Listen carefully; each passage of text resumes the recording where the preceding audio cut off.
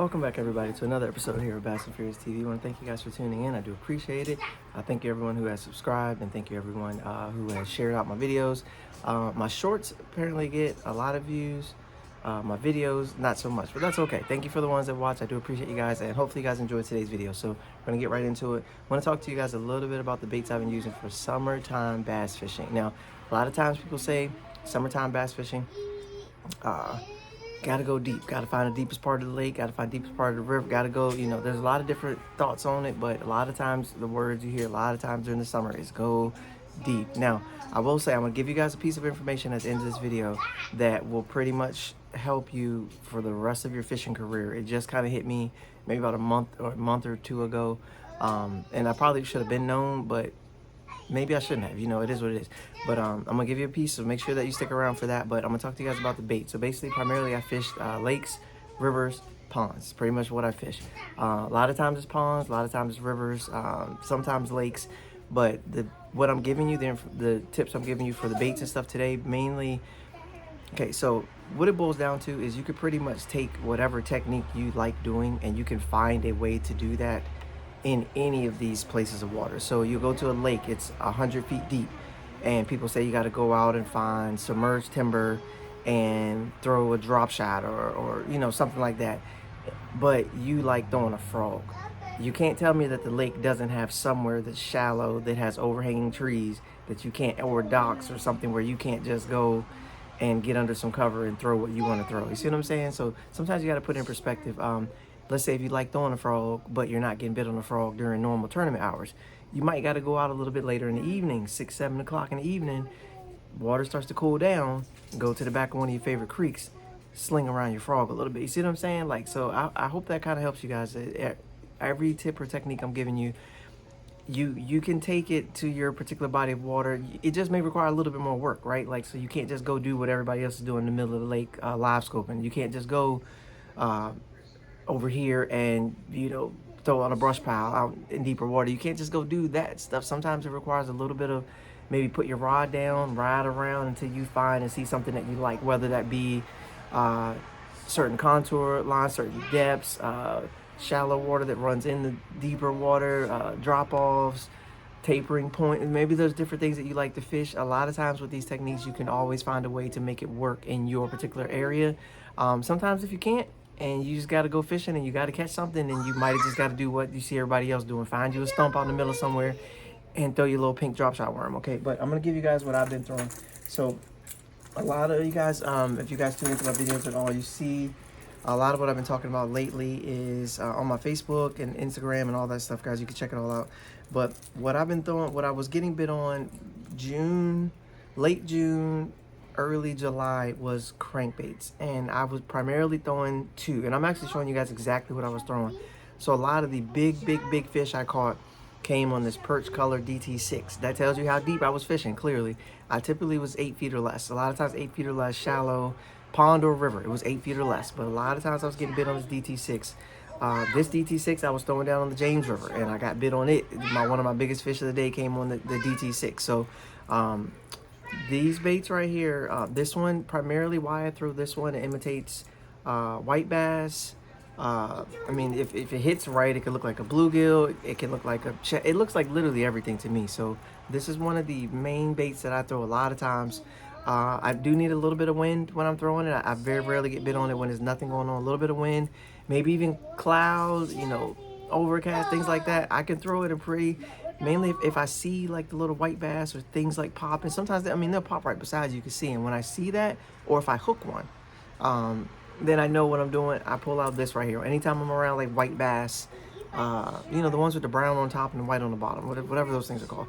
I primarily throw it around those, and that's usually when I get a lot of bites on this. Big, small, take your pick. A lot of bites on this. This one here, perch color, this has caught me the bigger of these two. This one's caught me the bigger fish. I don't get bit as much on this, but the big ones do eat this. This one definitely cloudy, overcast, windy. This is when I get bit on this, but it can work in pretty much a lot of different conditions, but this one I really get bit on. So DT6 crankbait, this is the first category bait, so I should say crankbait. For summer baits, this will be number one. This is crankbaits. Maybe I'll go in order. This one here is as well. You guys know for a long time I've been throwing a jabberjaw. This is a 7 to 9 foot dive in jabberjaw DT jabberjaw crankbait. I throw this one a lot. I throw this one. I throw a shad pattern. The shad pattern has caught me some really big ones off of like these the limbs that go like this, the ones like that. If I run it down it or bump across it, this usually gets me bit. Same thing with this. A lot of times with these two, it's got to deflect off something. I very rarely get bit just reeling it back. It's got to bump into the bottom pretty bad and then deflect off a stump. That's when I get bit. This one as well, same thing. It's got to bump across the bottom, or it's got to come across the stump, come up over it, and when it comes over it, you can feel it when it's about to come over. You feel your line getting a little tighter, it comes up over it. That's usually when this one bites. And that's, so these three right here, the jabberjaw and the rapala, these ones right here are yes guys, I'm definitely taking a photo for the cover for this video, but yes, these three these ones right here are primarily what gets my crankbaits that I get. Clearly if I go deeper, I got deeper ones. I might throw a Rocco, I might throw something that goes 11 to 13 15, something like that.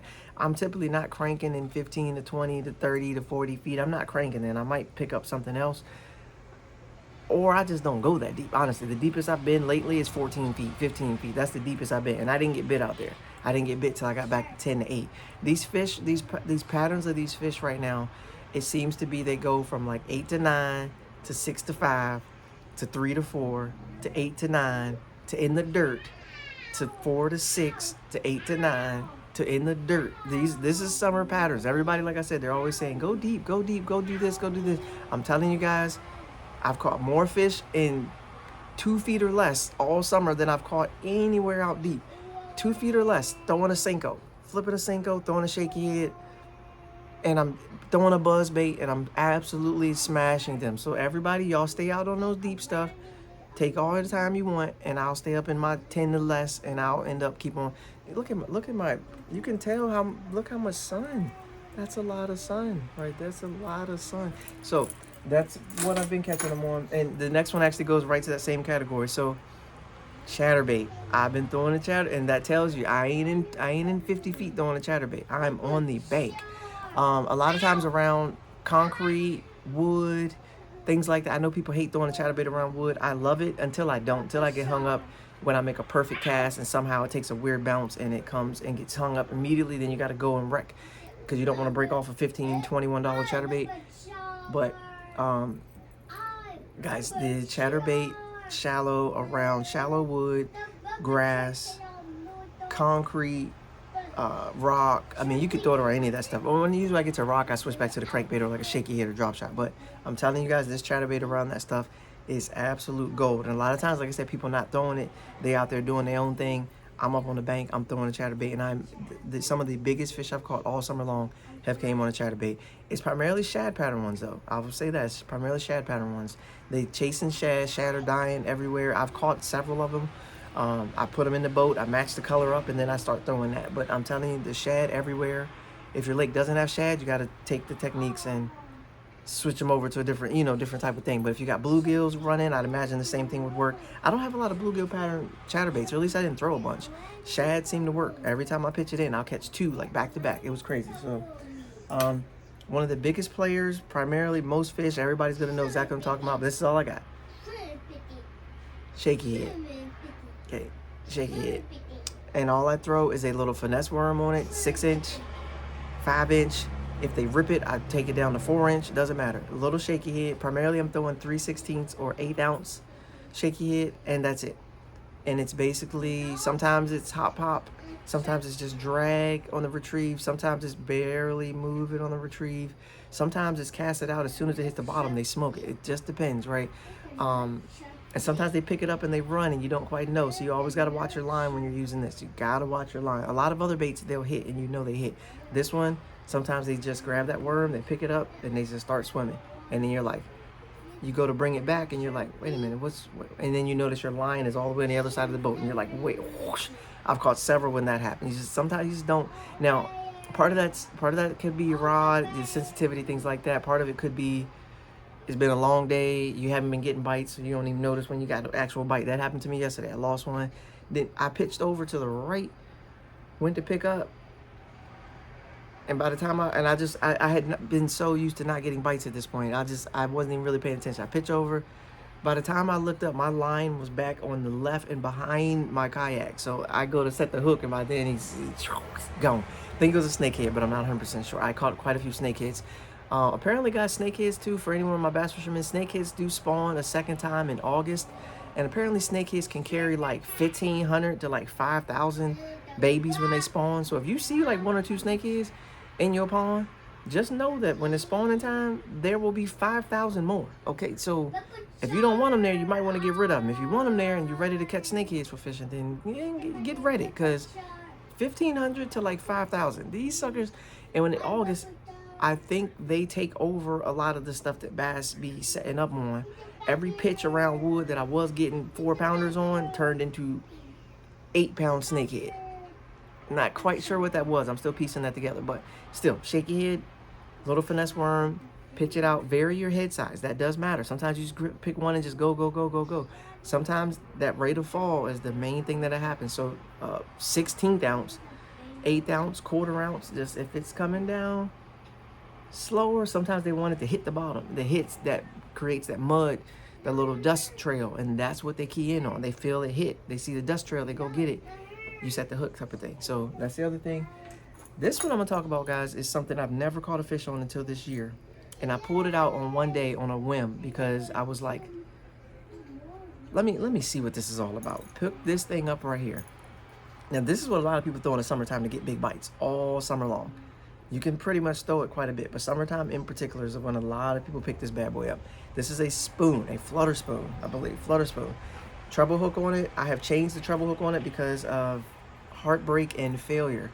Repeated, okay? I can't stand it. I hate to fail at literally anything, and this is very unfortunate to pull out this, to not know anything about what I'm doing, to catch 11 fish in 37 minutes. I caught 11 fish on it. Only 5 of them got to the boat. Part of it is because I didn't get my net. I saw 3 of them. The rest of them got off before I even got them up to where I see. 3 of those would have helped me greatly in my tournament. I wouldn't have had to work so hard towards the end because I would have already been in a good spot. But it is what it is. This is my first time fishing with it, first time catching fish on it. And a bite on this thing right here is enough to make you get out of bed extra early and go fishing. Because this spoon bite is absolutely phenomenal. It'll drive you crazy when it gets hung up. So you just got to be smart about your cast and stuff. Because when you get hung up on it, usually when you get hung up, what you get hung up on is what the fish are right above. So that's kind of frustrating. So then you got to go over it, get your spoon, because you're not breaking this off, right? You go get your spoon, then you got to wait like 15-20 minutes for them fish to decide to come back, and maybe they don't come back, and then your bite's done. So if you get hung up, that's usually it's really bad, but that's what you're trying to fish is what you get hung up on. But this spoon bite, guys, so popping, like ripping your rod and getting it to come up and fall back down, and when it falls like this. Sometimes it'll take a weird angle like that, and that's probably what happens. Sometimes it might fall like this for some reason, and they bite this, and then you set the hook, and then it's not right. So it just depends, but a lot of times it does fall straight down, I'm pretty sure, but maybe every once in a while it takes a weird bounce. I'm still learning the nuances of fishing a spoon, but I have put a lot of time in with it lately. I do feel, look, it couldn't even hook my carpet. I'm telling you, the hooks on these things, you got to make sure, first thing to look at with spoon, make sure you fix your hook. But a lot of times, the fishing this spoon, guys, I'm telling you, I absolutely love fishing this spoon. It is a ton of fun. One of my very, very much so go-to baits. Last but not least, I didn't actually bring it out here, but I will tell you guys it's a Senko. I mentioned it earlier, but I throw a Senko. Shallow as can be in the dirt. I could throw it around the timber and stuff out deep, but I don't like to do that per se. I'd rather pick up the shaky head or drop shot. Drop shot's actually been a big one for me too. I've been catching some really, really good fish on a drop shot as well. Same thing, a little finesse worm. Make sure you give them time to eat it. Set the hook, give them the business, and then play them. What I've noticed, and I talked to another angler about this, huge shouts out to Fish Sanity, I believe, Lori with Fish Sanity. But the way the fish have been biting lately, especially drop shot, shaky head, wacky rig, crankbait, they're hitting it weird. They're hitting the bait weird. Then they're shooting straight to the top. Like, I'm talking, it's Olympics time, right? We're talking about Olympics. I'm talking straight, what is it, pole vault, where they're going up and like they're going straight up with your bait, and they go straight up, they shake their head and they send it. And I'm talking like 4 or 5 times in one cast. It's Just go. They'll dig as hard as they can, shoot straight up. Dig as hard as they can, shoot straight up. And I'm like, versus just me giving a chance to play them, give them a chance to wear themselves out. And by the time they wear themselves out, they would wear themselves out by doing all that jumping, but they gone, and you done lost them. Your bait come back and hit you in the eye. Like, that has happened to me more times than I can count, and it's unfortunate. I lost an absolute giant maybe 2 days ago on a drop shot. I go, I pop it over a piece of wood, I get it to come up. I think I might be on the wood, so I don't set the hook like talk about, but my blind just starts taking off, and then I'm like, wait a minute. Then I finally give him a little something. I feel it. It starts coming up to me. I'm like, oh, this ain't that big. And then he starts to dig, and I'm like, oh, wait a minute. I might got one. I might got a good one on. Then he shoots straight to the top. And my little pink drop shot worm comes flying back to hit me almost in the ear. Like, and I see, you know, a 19, 20-inch fish that would have definitely helped me just go sayonara. And I'm just like, not again, right? But it's okay. It happens. You know, it's part of the game. Could I have played it differently? Should I have set the hook, even though it might have been on wood? The problem is it's a drop shot. You guys know how long it takes to retie a drop shot. Should I have set the hook on it? Gave him a little bit. I don't, you know, there's a lot of shoulda, coulda, wouldas in that scenario. But at the end of the day, I lost it. It is what it is. I did what I could, caught what I could, and I had a great time, you know? So, but it's been very weird. The fish have been biting a little bit weird. When they bite normal, I can get them in. They bite weird. Sometimes I can get them in, sometimes I don't. It just depends. But those are my key baits for summertime fishing. Like I said, a lot of times it may come into play where you've got to find somewhere to fish that fits what you like doing versus trying to do what you're not comfortable doing during a season when it's already tough. If you just want to go catch fish, that might be what you need to do. If you want to get better as an angler overall, you might have to put that time in deeper. That's what I had to do. I had to put time in deeper, understanding baits. I broke out a freaking spoon. I've never even used a spoon before. Sometimes you have to put in time doing something different to improve your overall ability as an angler. That way these times aren't so tough for you. They become a little bit more natural. That's just about hard work ethic, and putting in time necessary to be successful. Sometimes you're not always successful, but at least you know you put the work in. At least you know you left it all out there.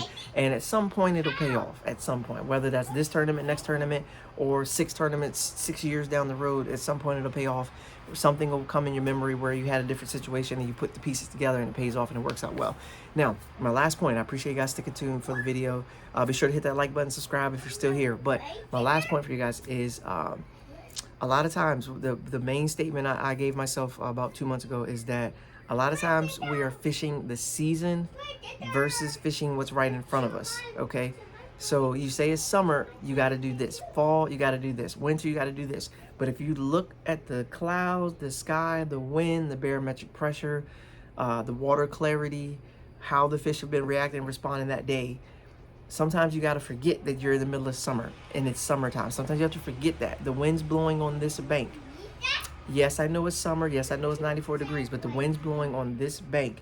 Bait's blowing up on this bank. There's birds diving on this bank. You see the herring hiding in the woods on this bank. It's summertime. I got to go deep. And you're spending your time over here when all the bass are, that I literally have a prime example that I spent my whole day grinding around everywhere. Summer. I gotta find these fish out deep. The water temp's 90 degrees. I gotta go over here. I gotta go hit this. I gotta hit this. I go sit in 2 feet of water, catch a 4.5 and a 5, and then a 4 1/4 in 2 feet of water on little stumps that were sitting right on the bank. And I've hit one. I hit the next one. I hit the next one. 4.5, 5, 4 1/4. Summer. I gotta go. Summertime. You gotta go, dude. 2 feet of water. 3 feet of water. Bam, bam, bam. Back to back to back. Biggest bag I've caught of the whole summertime came in the shallowest junk. Places I don't even normally pitch because it's too shallow, especially this time of year. Fall time, sure. But I still haven't caught no big ones like that during that. Same with the spoon. Gotta go deep. Those spoon fish I caught were in 8 feet or less. 8.2 to be exact. 8.2 or less. And I was sitting in 8.2, casting up to 5 or 6, bringing my bait down and getting bit. So 15, 20, 30, and I run all this 15, 20, 30. Them fish don't want to do nothing. Gotta sit there and dangle a worm in front of them for 2 weeks to get them to bite. Go through a spoon in 6 feet. 4-pounder, 4-pounder, 4-pounder, 3-pounder, 5-pounder. Lose almost 6-pounder. Lose a 5-pounder. Like, I had way more enthusiasm about losing fish than I should. That's kind of crazy, but you understand what I'm saying. What I'm just trying to say, I'm trying to make a point. Basically, is that sometimes you have to remove the season and fish the actual conditions that are right in front of you. What is going on right now? It's cloud, overcast, windy. Pull out my chatterbait. I know I should be out here deep. Everyone says I should be over here doing this. The conditions say I should be throwing a chatterbait down the bank or a spinnerbait down the bank. Why not go pick it up and at least try it? If it doesn't work, then sure, them fish won't going anywhere anyways. They're on the deep. They'll still be there. They'll still be waiting to not do anything. At least if you tried maybe running the bank real quick, cutting off. And a lot of times my best fishing times came when I cut off the electronics. Those spoonfish, I cut off my electronics. The drop shot fish, I had no electronics. I could see what I need to see. I made the cast I need to make. Shaky head fish, no electronics. Cut all that stuff off. I go out there, use my electronics, try to find those deep fish. I've had success with it. Throwing a crankbait out on those, finding those limbs that hang like this, pulling them up on my electronics, running my bait past them. Throwing, if they don't bite the crankbait, I throw a shaky head. I can get bit. Lining them up perfect, making those right casts. Bam, I'm on, hooked up. It's happened countless times this year, but also it's countless times where I just cut it off and just went fishing. So hopefully that helps, guys. Fish the current conditions that's in front of your face and forget what the season is, because ain't all the fish out deep. Some of them are, a lot of them are, but not all of them. And some of them are still up here. Tactical Bassin tells you that all the time. Some of them, they split. Some of them go deep, some of them go shallow, some of them go in between.